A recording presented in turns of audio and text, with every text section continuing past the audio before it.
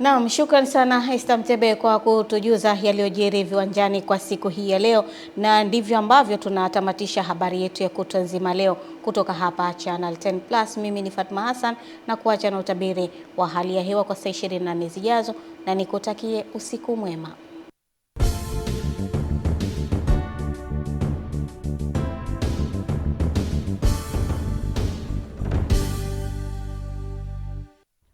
Mamlaka ya hali ya hewa nchini Tanzania na kuletea utabiri ambao ni wa saa 24 zijazo kuanzia saa 3 usiku wa leo. Hivyo basi usiku wa leo tunatarajia kuwa maeneo mengi yanatarajia kuwa ni makavu na yenye hali ya ubaridi, hususan katika maeneo nyanda za juu, kusini magharibi, na kiwango cha chini zaidi cha joto kinatarajiwa kwa nyuzi joto 8 katika maeneo ya Njombe, ikifuatiana na nyuzi joto 9 katika maeneo ya Mbeya. Na siku ya kesho tunatarajia kuwa upepo unatarajiwa kuvuma kwa kasi ya kilomita 20 kwa saa katika maeneo ya Ziwa Rukwa na kasi ya kilomita 30 kwa saa katika maeneo ya Ziwa Victoria, Tanganyika, Nyasa na maeneo yote ya Bahari ya Hindi. Hali ya bahari inatarajiwa kuwa na mawimbi makubwa kiasi. Wakati huo hali ya mvua tunaitarajia katika maeneo ya Kagera na maeneo ya Mara kuwa na hali ya mawingu kiasi, mvua na ngurumo katika sehemu chache na vipindi vya jua, na hali ya mvua nyepesi tunaitarajia katika maeneo ya Tanga, visiwa vya Unguja na Pemba, Dar es Salaam kwa Pwani na maeneo ya Morogoro. Ila hali maeneo mengi hapa nchini yanatarajia kuwa ni makavu na yenye vipindi virefu vya jua. Kutoka Mamlaka ya hali ya hewa Tanzania, na kusiendelea kusikiliza